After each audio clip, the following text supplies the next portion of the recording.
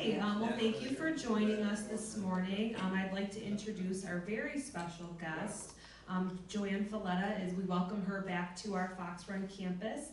She's an American conductor and has been the musical director for the BPO since 1999.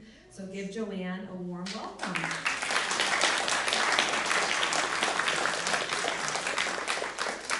Well, good morning and thank you all. I'm so happy to see you, and I am so happy that I ran into George just a little while ago and at a BPO event, and he said, well, are you never coming back to Fox Run? And I said, I want to, and so we made this happen. So thank you for inviting me. I really love to be here, and I love to see your improvements. I was just saying we have to bring a chamber ensemble here.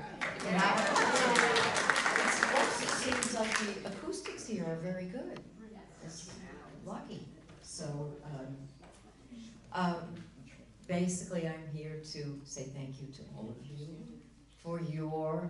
Is it clear enough? Is it clear? Yeah. Oh, okay. To thank you all for loving the Philharmonic. I know many of you come and came in the past and keep track of what's going on, and we're very grateful to you for that. We're in right now our vacation period, where our musicians have a couple of weeks off. We finished our season with a fantastic American celebration, which we played all American music, including 2 new pieces. And the musicians are having a well-deserved rest, going back to see their families probably. And then they come back and we will start our summer season. So I wanted to tell you a little bit about that to see if any of you would be interested in coming, because it's a good one. Let me tell you a bit, and I'll leave this with you, Allison, if it's okay. We have a very special concert on July 3rd, and this is a big anniversary, as you know, 250th. So we are going to be at the Outer Harbor on that beautiful stage. And this is the first time I'm going to be on that stage. I'm very excited about it. We're playing, of course, an all-American concert with all your favorites, Gershwin and Copeland and Bernstein and a lot of patriotic things. And that's on Friday, July 3rd, not on the 4th, but on the 3rd. And then if you like the Grateful Dead, we're playing the music of the Grateful Dead. Yes. July 17th, Incline Hands. Those shows are fun. I don't know if any of you have gone to the rock shows. They're a little loud, but they are very fun. And the Grateful Dead is really a great group. They're a tribute group that is really very authentic. We have a candlelight concert. I've been to a candlelight concert before. It's very magical, where we fill the stage with candles. And we have a duo, a violin, and bass, double bass, Lauren Silvertrust, one of our wonderful violinists, and Brett Shirtliff are playing, and there's complimentary wine and cheese, and that will be nice. And then on July 23rd, Incline Hands is our patron appreciation concert, and everyone is welcome. So those things happen, and then we go to the parks, and I'm going to leave the schedule of the parks with Allison too. I don't know if you come as a group, but there are some really lovely events at the parks. And then we go back to work with Long Long. But I also like to be able to talk to you about things that, questions you have. You always have the best questions here. I love your questions. But also comments you might have on things you liked, or things you might like to see more of, or things we can change to make things more comfortable for you. So please do share that with me. And I know that George had a very good question, so I'm going to ask you to start with that, George. 2 weeks ago, we heard 2 brand new pieces at the American concert, and I am curious as to what is involved in commissioning a work. Explain that process, and do you tell the composer what to do, or does he tell you what he's done? Well, it's always exciting, but when you commission a work, you're right, George, you don't know what you're going to get. You really don't know what you're going to get. So we had two wonderful composers write a piece for us. Michael Doherty wrote a piece called Niagara Falls. And we thought, well, that made sense, right? We should have a piece named Niagara Falls. And it's a fantastic piece. It's 10 minutes of a high energy drama. What did you think of that one? Did you like that one? Yeah, it was good. It was good, and he was very happy with the performance. And we're making a CD of that, so I'll get you a CD if you'd like to hear that. Then there was another young man, Paul Moravec, and he's part of an effort we have to pay a special tribute to Buffalo composers. Paul grew up in Buffalo. He was a member of St. Paul's Cathedral Boys Choir, if any of you remember that. He was the lead soprano, the lead boy soprano, very talented, and he's a great, great composer. And he wrote a piece actually based upon the Capitol in Albany. So it has another tie to New York. The Capitol building in Albany. Some of you may have seen that at one point or another. Do you remember the staircase? There's a wonderful Western staircase there. And he created this piece with this sense of always going up and up and up, because I think the staircase has 444 steps or something like that. So, and it's really a tour de force. It's one of the great wonders of architecture. And I thought his piece was very beautiful. Did you like his as well? You know, the only kind of scary thing is having two composers in the same program. I usually try two living composers. I try to never do that. But since it was a big American celebration, we wound up with both of them, and they managed to get along. They were a little wary of each other at first, but and with that, of course, we had Bernstein and Copland and Gershwin, so it was fun. So you always take a chance, and I'm glad to hear you say you liked what we got. So we were lucky. We were very lucky, and we do that. I mean, that's part of our I think job as an American orchestra is to help American composers. And it's not easy as a composer, a young composer, a new composer, to get works played. I get a lot of letters from people or some files sent to me, through email about people who want us to play their music. So many more than we could ever do. But it's when we do have the chance, it's very happy. I think there's a lot of happiness and we'll make sure you will hear it. You will hear it, and we'll make sure to play it on WND as well. So, anyone else have a comment? I would really, really love to take these back. Yeah. Could you share with us some of the most exciting names that are coming to Buffalo? Oh yes, I can. And these are back. Oh, these are back when you go out the door that you can see the whole season. But and it's a nice season. It's a nice clear season with big pictures. I like this one, telling you what is going on when. So we're opening up with Long Long. Now some of you know the great pianist Long Long. He is a wonderful human being, because I've worked with him a few times, and he's really a lovely, lovely person. And he's responsible for the great interest in classical music in China. And they told me that themselves when Robert and I went to China for 3 weeks of concerts. And everyone there loves classical music. They have so many orchestras, and everyone is studying music, and so many conductors there. And I said to them, how did this happen? And they said, Long Long.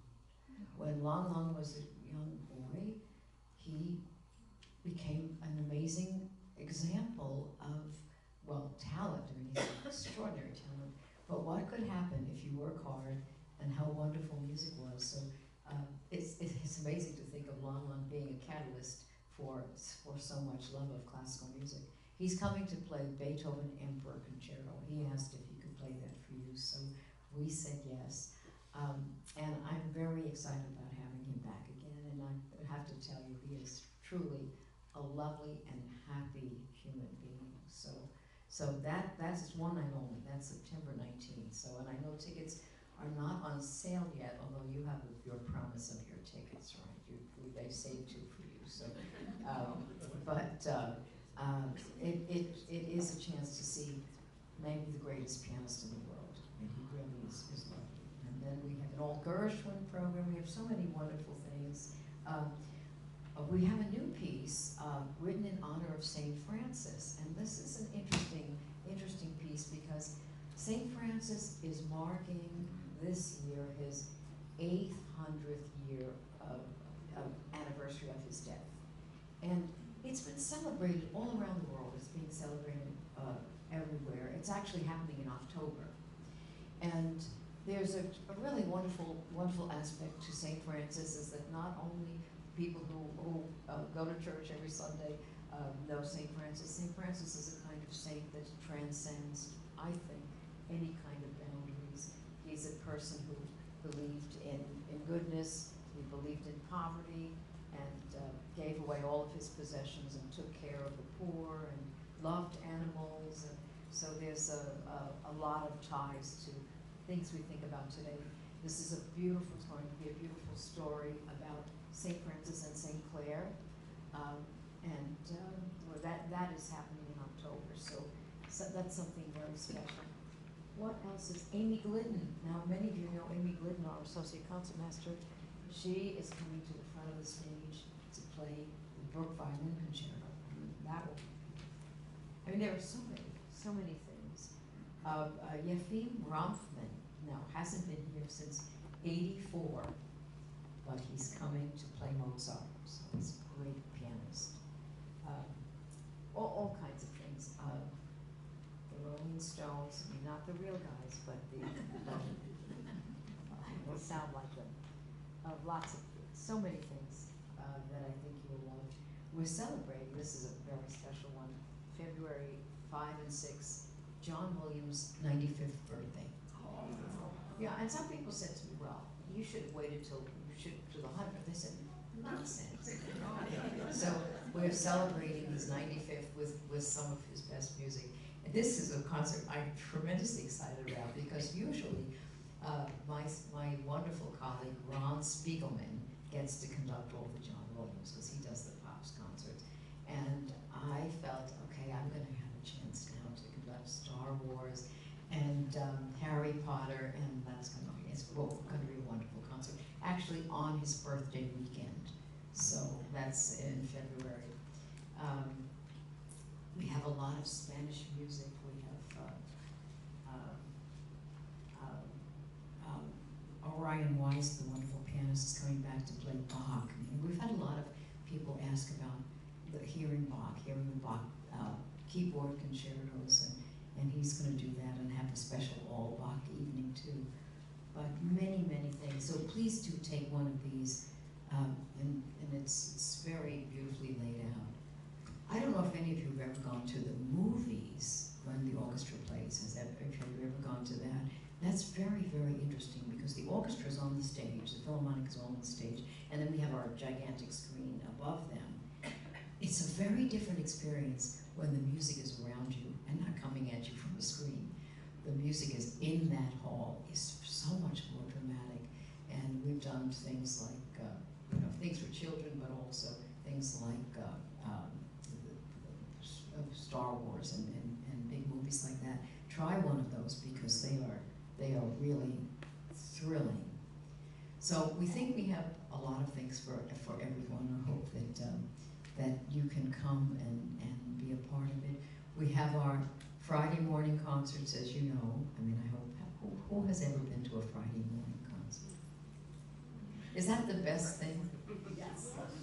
The musicians and I feel the same way, because the Friday morning concerts, people come into the hall early, maybe even 9 o'clock, and we have tables everywhere, and you can sit and talk to friends, have donuts, and come into the hall, hear the concert, and have the rest of the day to yourself. That's what our musicians feel. They're very rested, of course, in the morning, and they really enjoy playing the concert, and they know that you enjoy it too. So I hope that those of you who haven't done the Friday mornings will try them. And we will always have those big donuts, which I You see all the musicians going into the donut room, and they take them back. So they eat one before and then one after. So.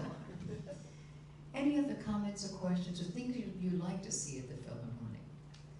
Because this is, yeah, thank I'd you. love to see a timpani concerto. I know that we had performed at one time at Buff State, Ah. and it was fantastic. Yes. This is Matt, our fantastic, Matt Bassett is our fantastic timpani player. He's usually like right in the back, in the back, but right in the center. And I always tease Matt because I say, you know, you're like the second conductor, Matt, because I'm conducting, and if you're following me, they hear you, so it's like they can go just by listening to you. So I adore him, and he is a very, very wonderful person too. I'm gonna work on that because I think he'd like to do it. Thanks, it was wonderful at Buff State, and, Yeah, you know, yeah. we appreciate his talent. I'll tell him. I will tell him, and we'll do something with him. Yes. JoAnn, I recently received a gift copy of your book of poems. They're Oh, exquisite. thank you. Thank you. Oh, no, she's so talented. And a poet, too. Well, Can you tell us how to get them? I couldn't, it wasn't listed on Amazon. yeah. I know the office has them, so they can send you one. Oh, right. That's the easiest way to do it, just to call the office. This was a book I've been working on for a long time, and I have to say that first of all, I am not a poet, but I just wrote these little poems, Wow. and they were about music. They were like a diary. I don't know, many of you maybe kept a diary when you were young, but I never did that, and I always kind of regretted it. So when I started to conduct, I had these wonderful experiences, and I said to myself, I'm going to write these down so I don't forget them. Because you know, it's easy to forget. So I started to write these little poems about this artist or this piece of music or this experience that I had, and I just kept writing. And one day a friend saw them, a friend in Virginia saw them, and he said, you should let other people read them. I said, well, they're really just from my memory. I mean, just from, and he said, no. He said, because reading them, people might understand what you're thinking about when you conduct, and what music means to a musician. So he kept that, and we did find. I'm not sure. Yeah, well, maybe we'll switch these out. Is that We'll give you that one. Yeah, something. okay? Now they're in a book, and they're about experiences in Buffalo, of course, experiences in Virginia, and just experiences about music. And I think most music lovers understand, right? You understand what I'm trying to say about them. So, Oh, anyone would understand. well, thank you for mentioning that. Thank you. You had a question? Could you tell us a little more about the program that the Philharmonic does with students in Buffalo? Well, I'm very proud of our connection to students, because when I came, and Dan Hart, our wonderful executive director, our president, we realized that the program we had for students was like most orchestras. In 4th grade, they got to hear the orchestra, and that was it. That's what you did in the 4th grade. And it was what everyone else did, because they didn't have much money for it. And I said to Dan, do you think they really remember that concert in the 4th grade? Well, some of them did, but I told him, I think they should have a musical experience every year. And that's what we do now. We even have an experience for little children who come in and sit on the floor in the Mary Seton room and sit around the orchestra and have a very short concert and can make as much noise as they want to, and that's all right. But every grade gets to come to Kleinhans. And I think that's good, because then they feel this is a place I can come to. I mean, this is not a place for only people who know about music. This is a place I've been every year. So, and we do we can identify the kids who are really interested in music by junior high and high school, and they very often come as a group to, well, sometimes you see them on Fridays, right? Sometimes you see groups of kids there. Those are the music students in their school taking the morning off to come and hear us. So we reach out to a lot of young people, and they have this wonderful special just for them, that for $29 they get a card that they can come to any concert they want in the entire season. $29, it's the Symphony Pass. And not only that, they get together too. They get together before some concerts and have pizza together. And I think we have 400 or even more of them that do this because it's a friendship thing. They get together with people like them who like music. So we reach out to a lot of kids. And I think we're seeing more and more young people in this in the concerts. So yeah, it's always good to see them there. Yes. Could we buy some of those passes that you could give to people? I mean, not for us, but No, we could no, give to absolutely can. students that And don't, not that only, can't yes, do it. absolutely. It's called the passport or something like this. Yes, you can absolutely buy them. And an adult taking them also gets a big discount on the ticket. I mean, they can go in for free after they have this pass. I kind Yes. of meant to gift them to kids. Yes, you absolutely can. You absolutely can. And it's kind of a club then, and they also can come to these parties and have pizza together. And actually, you know, Buffalo has always been a very musical city, I think, and very good music interest in schools. So we want to keep it that way. We want to keep music alive for the people in these schools. So that's been a very good thing that Dan has worked on. We are losing Dan. I think some of you heard that Dan is retiring after so many years of good work. So we're right in the process now of finding somebody else. But and I'm kind of heartbroken about it. But I know we will, and I know that Dan will stay close to us. He's not leaving Buffalo. He said he would never leave Buffalo. So we're just going to get a little more rest. Yes. Do you still do the guitar competition? We don't, and this is the guitar competition, which we started many years ago with WNED, with Don Boswell. Anybody remember Don Boswell? Don Boswell loved the guitar, and he, along with JoAnn and Michael and Castellani Andreaccios, came up with this idea of having this guitar competition. And the winners, the three finalists got to play with the orchestra, and then the winner got to play the next year again. So it was very exciting for all of us, for me as well. And we had people coming from all over the world, which shocked me. I mean, we had people coming from Thailand, from Russia, from South America, everywhere. In fact, in all the years we did it, we never had an American winner. We tried, but there were all these great guitarists from all over the world, and it was a very special thing to see too. Many of these guitarists were coming to the United States for the first time.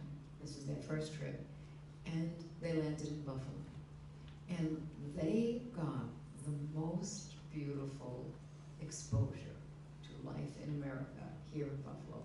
In fact, some of them took the competition 2 or 3 times because they wanted to come back to Buffalo. It was really something wonderful because they were so welcomed by people of Buffalo, and we had all kinds of things for them to do. And I thought, well, that's one very good thing we've done. We've introduced them to the United States in Buffalo. So I wish we could do it again. We had to stop it during the pandemic, and then it seemed like the pandemic effects were never going away. So we just, maybe at some point, you know, we can do it again. But it's a great memory for me. JoAnn? Yes. Is the BPO still involved with Greater Buffalo Youth Orchestra? Yes, we are. In fact, we just did a side-by-side with them, and they were fantastic. The Greater Buffalo Youth Orchestra, many of those people study with people in in the BPO. So when we do a side-by-side, it's always fun, not only for the younger people, but for our musicians. They get a big kick out of it, out of sitting there. And of course, the young people sit in the principal chairs. So they have to, you know, but they've got their colleague right next to them in case they get scared at the last moment or something. But it's really wonderful to do that. Everyone leaves really feeling on a high and enjoying being with them. So we still do that. This year I got to do it, and I so much enjoyed it. So we also do on the other end. We do side by side with the Doctors of the World. I don't know if any of you have come to this. We have one coming up next year. There is an organization called Doctors of the World, and they go around, and they're all musicians, but they are practicing their professional lives as doctors. But they haven't given up the violin or the clarinet or the trumpet. They play all the time, and they're in this group, and they have come several times to play side by side with us, and we do it the same way. The doctors are in the hot seats. They're playing all the solos, and they come from all over the world, and we play together. We're scheduled to play Tchaikovsky's Sixth this year with the Doctors, so a really lovely experience for us and for them too. So music brings us all together. I must say that. I mean, and I travel a lot, and even in China, where every time I said good morning, I practiced to say good morning so diligently. And every time I said it, they just burst into laughter. So I said to a Chinese, I said to a Chinese friend in our orchestra, I said, how does this sound? He said, oh, it sounds okay. So well, why were they laughing? And she said, no, when people laugh in China, it's in approval. They like that you're doing it. So, but I tried. But it brings people together. I mean, music really does, of all ages, of all backgrounds. For this week that the Doctors come and work with us, it's in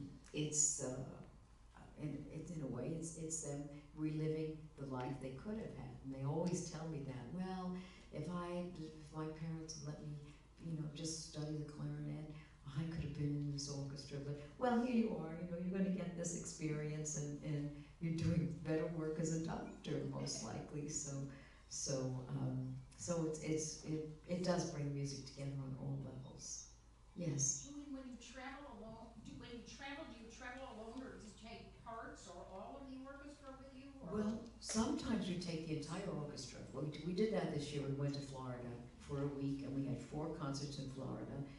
And all the instruments went down on a bus. All of the big instruments went down not on a bus. They went down on a truck. The big instruments went down on a truck. The small instruments came with their players. Everyone flew to Florida, and then from there we went on buses. That is always tremendous for us. We really love it, and I love to see the musicians kind of connecting with each other at lunch or getting up and having breakfast together. It was really a great bonding experience. We try to go to Florida every other year, and partly that's because we have so many Buffalonians in Florida. We have to make sure they don't forget about them, because Florida also has a lot of orchestras that would like to have them as part of their friends. So it's great for us to do that. But when I travel to other orchestras, it's just me going to be a guest conductor, and that always is fun for me. So, yes. I just wanted to say the patriotic concert this year was wonderful. The choices of music was exciting because it wasn't the same old thing. Is this with Ron? So much fun. Was this with my friend Ron? Yes. Right. Yes. Yeah. He's great. He's was great. fun. He's great. Well, and he knows so much about music that he shakes it up a little bit. But I always told him, just make sure that you remember who we're honoring in this. Well, and then he did that, right? He did that. He did. So that's a very important part of who we are. So I'm glad that's one of the best concerts of the year. If you haven't gone to the patriotic concert, it's really, really worthwhile being there.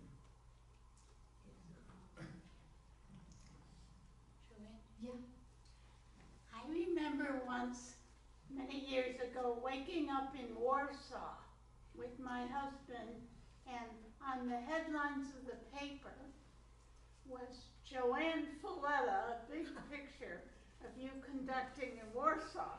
And I wondered if you have some exciting plans this year. For Warsaw, Poland. Not Warsaw, wherever you're going to travel. Oh, where I'm going to travel. Yeah, well, this was a very big year. I'm just thinking of where I just came back from 3 weeks in China. I wasn't so keen on going, I have to tell you. But Robert came with me, my husband came with me for 3 weeks, and it was a beautiful experience. The Chinese people were so welcoming and so beautifully polite, and it was really, and they played so well, and I can't say I liked all the food, but there was some food I'd never seen before. I didn't really, but maybe a lot of you are more adventurous than I was. Robert was adventurous. I wasn't that adventurous, and we went to Rob.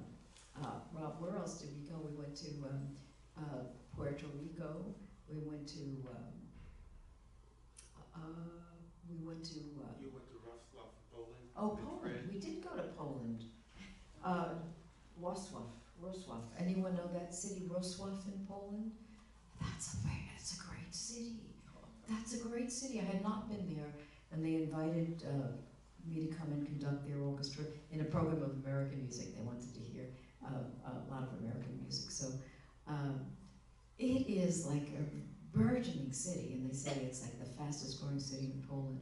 Now, Poland is also a wonderful place to visit if you ever have the inkling to go. It is beautiful. The people are beautiful. The people are beautiful and welcoming, and the food is delicious, and it's just a very, very good place. Yes?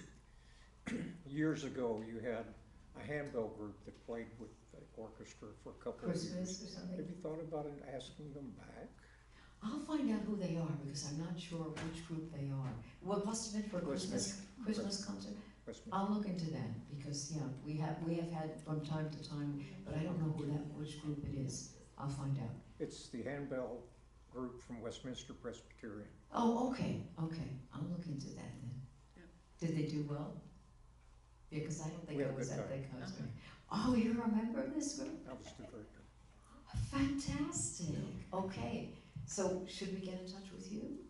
Absolutely. Okay, I'll make sure I can get it. Okay. Now, the other part of that is, we don't have handbells here, but we could have access to them if we got some people involved with playing handbells and other members from the previous years. So I think we could do it. But to get you to do it here or in Klein Hands? Oh, either, but Klein Hands is what I was thinking about. Yeah.